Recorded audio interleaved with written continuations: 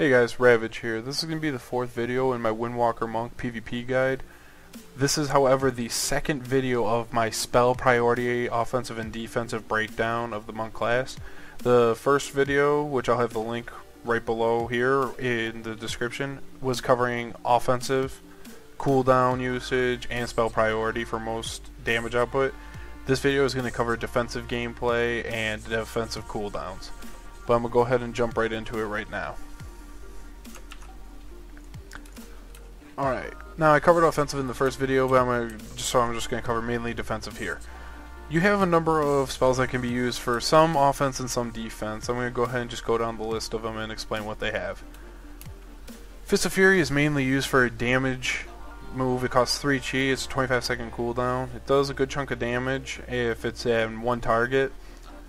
However, it does split the damage over multiple targets. So if there's multiple targets in front of you, it's going to do much lower damage. However, this does stun the target for 4 seconds, which is a really nice stun, and it can do it on multiple people.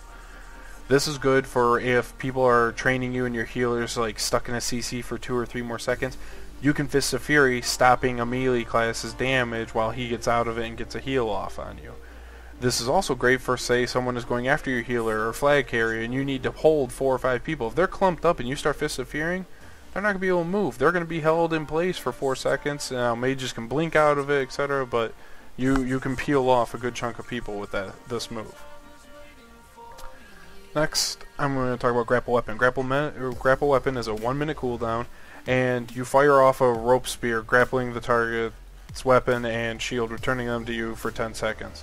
So we have a 40-yard range disarm, which is really nice. Like, you can be doing damage and have a guy pop his cooldowns at either one of your arena partners, and you can just turn and disarm him. You don't have to be right next to him. So it's a really nice spell to be able to get fluent at using this spell. Another defensive spell is Detox. It costs 20 energy and it's 8-second cooldown and removes diseases and poisons from whoever the target is, whether it's yourself or one of your party or raid members.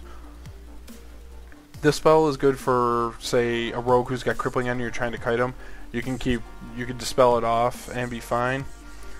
However, this spell, a lot of people, monks I do not see use this for what I'm about to say. We have a couple heals. It's a great idea to pop Detox to clear off wound poison before casting one of your heals.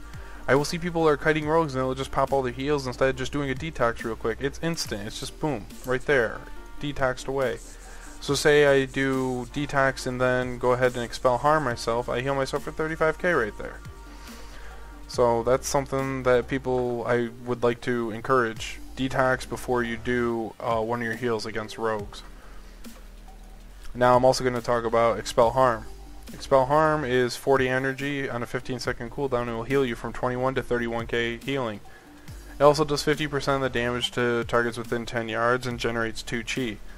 This can be used offensively as well, but it's mainly, in my mind, a defensive spell because it is healing you. It only can heal you, though. You can't like target one of your party members and do it. It only heals yourself.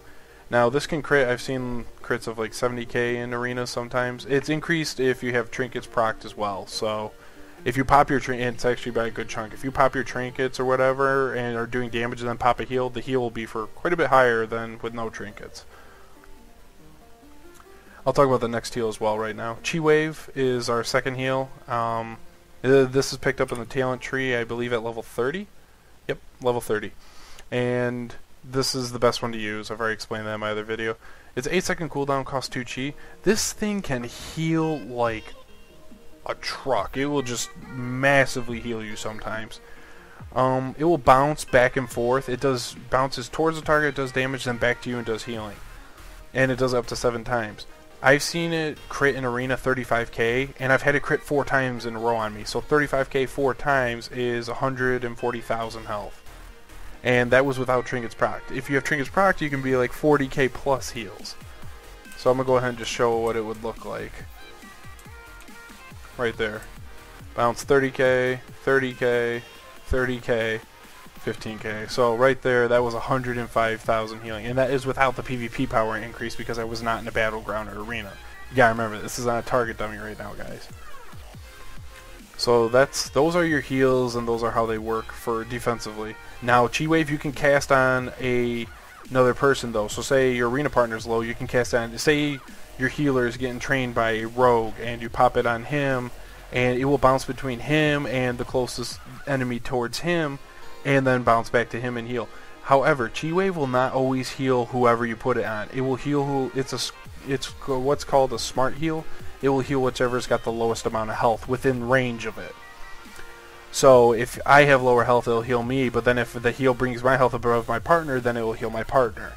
So it's kind of easy to use, but sometimes if you're just trying to top off one target, it doesn't work like that. But it does actually do a good chunk of healing when you do use it.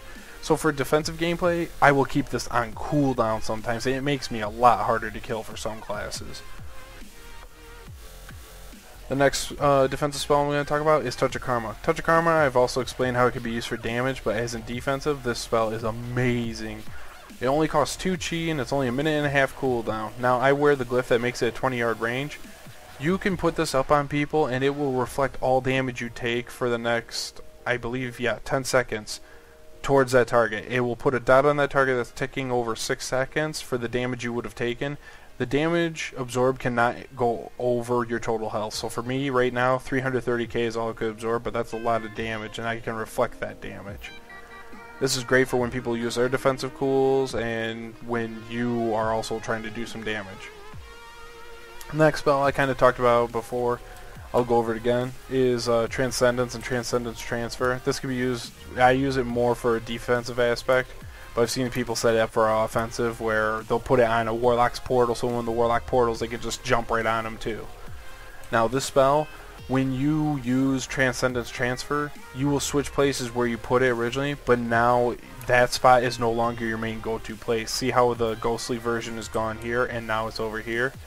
So if I would cast Transcendence Transfer again, I would not go to this same spot, I would actually transfer to here. And that's how the spell will work from there on out. Next spell I'm going to talk about is Zen Meditation. Zen Meditation has a 3-minute cooldown.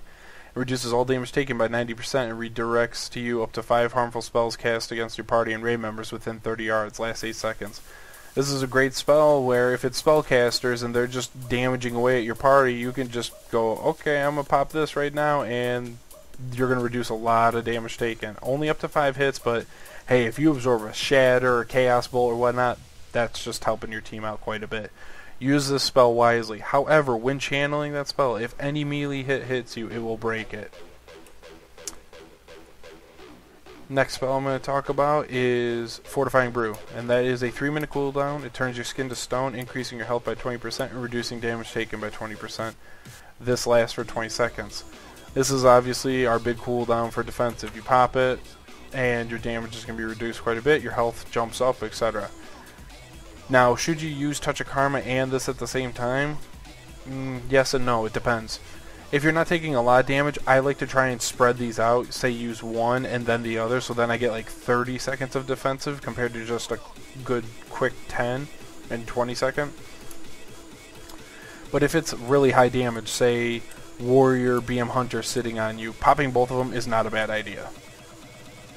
Next spell I'm going to talk about is Leg Sweep. For defensive, it's a good AoE stun. It's 45-second cooldown, stuns everything within 5 yards for 5 seconds. Pretty self-explanatory. Now, that's actually going to cover pretty much all the defensive spells and their cooldown usage. Now, for the most defensive ability, popping Touch of Karma and Fortifying Brew at the same time and then using your Chi Wave on cooldown, you're going to be hard to kill during that time. However, I feel that spreading them out and using them more efficiently, you can survive longer instead of just being really hard to kill for a little burst of little window. So that's going to cover the defensive part of this video, guys. If you were looking for the offensive part, you want to watch my part 1 of the spell breakdown for the Windwalker Monk PvP guide. I'll put the link for that down below. If you guys are enjoying these videos, please like, favorite, subscribe, and then comment and let me know what you want to see. I do really want to hear back from the community. You guys have been great so far, giving me feedback of some people want macro guide and keybind guide. I am actually thinking about doing that as my next part. But the video that I'm going to be putting up right after this is actually going to be gameplay showing where I use certain spells in certain situations and why, so you guys can see what they would look like in first hand and what the effects are going to be as an arena or PvP standpoint, and show how it does affect everything. So once again, guys, this is Ravedge here. Thanks for everything, and I hope to see you in the BGs.